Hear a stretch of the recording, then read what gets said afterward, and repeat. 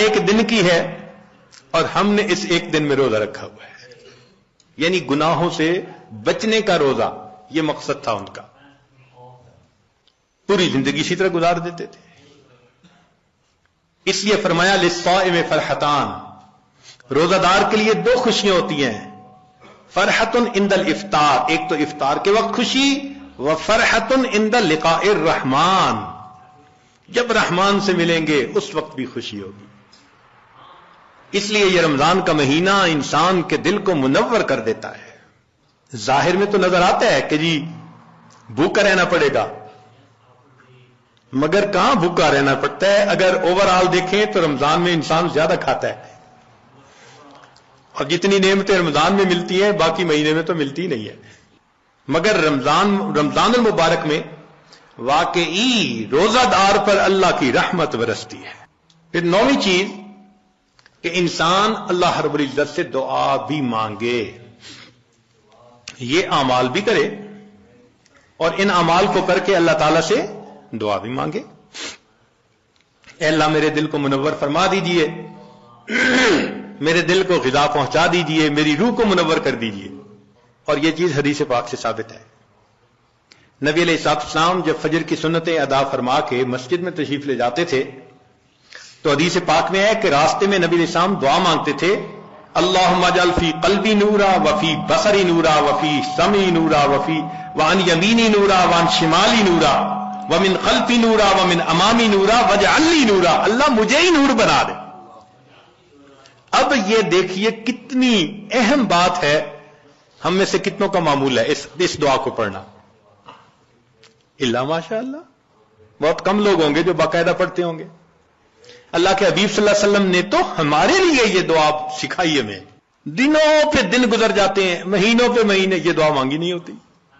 اللہ کے حبیب صلی اللہ علیہ وسلم دعا مانگ رہے ہیں، اللہم اجعلنی، اللہ مجھے ہی نور بنا دے۔ آج وقت ہے اس نور کو حاصل کرنے کا،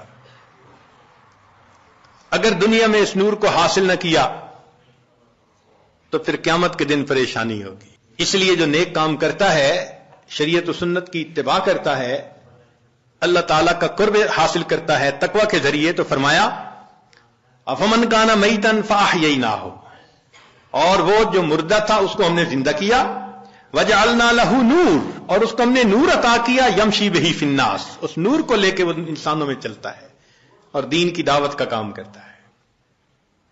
تو اس نور کو دل میں لینا یہ انتہائی ضروری ہے ہمارے لیے،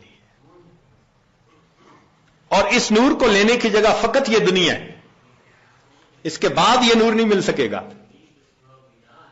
اس کی مثال یوں سمجھ لیجئے، انسان کے بدن کے بننے کی جگہ ماں کا پیٹ، اگر بچہ اس طرح سے پیدا ہو کہ دونوں آنکھیں نہ بن سکیں تو دنیا کا کوئی ڈاکٹر دنیا میں آنکھیں نہیں بنا سکتا اس کی۔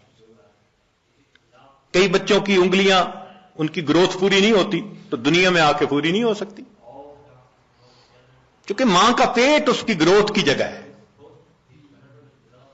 اگر پوری ہو گئی تو بہت اچھا، اگر نہیں تو پھر وہ کمی رہے گی۔ یہی حال انسان کی روح کے معاملے کا، کہ روح کے بننے کی جگہ یہ زمین و آسمان کا پیٹ ہے۔ بن گئی روح تو بہت اچھا، نہ بنی تو آگے جا کے نہیں بن سکے گی۔ چنانچہ قیامت کا دن ہوگا تو ایمان والے اپنے نور کو لے کر اللہ کے حضور جائیں گے، یوم تری المؤمنین والمؤمنات یسعی نورہم بین ایدیہم وبایمانہم، ایمان والوں کا نور دائیں اور بائیں ان کے سامنے۔ جنہوں نے محنت کی ہوگی، 1000 واٹ کا بلب جیسے جلا ہوتا ہے ایسے ان کا نور ہوگا، اور نور چونکہ پھیلتا ہے تو اس لیے ارد گرد منافق بھی ہوں گے، اوپر سے تو بڑے نیک بنتے تھے اور اندر سے غفلت کی زندگی، دو رنگی کی زندگی۔ وہ پھر کہیں گے انظرونا نقتبس من نورکم، ذرا ہماری طرف بھی توجہ کیجئے، ہم آپ کے نور سے فائدہ اٹھائیں۔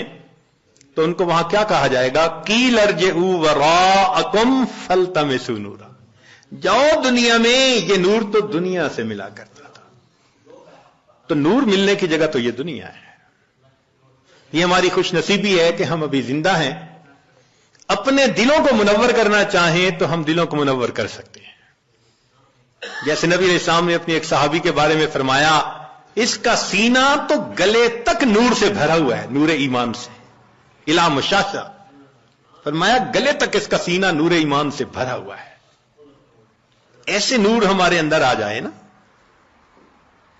تو وہ تو ہم اسی دنیا میں ہی حاصل کر سکتے ہیں، اور اگر اس دنیا میں غفلت کی زندگی گزاری، گناہوں کی زندگی گزاری، تو رب کریم فرماتے ہیں وَمَن لَّمْ يَجْعَلِ اللَّهُ لَهُ نُورًا فَمَا لَهُ مِن نُور، پھر اس کے لیے نور نہیں ہوگا۔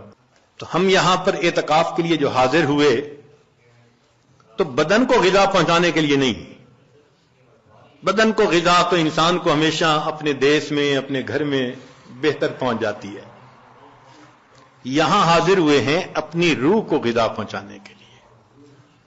تو آج اس عنوان کو اس لیے ذرا کھولا کہ ہمیں یہاں اعتکاف میں بیٹھنے کا مقصد واضح ہو جائے۔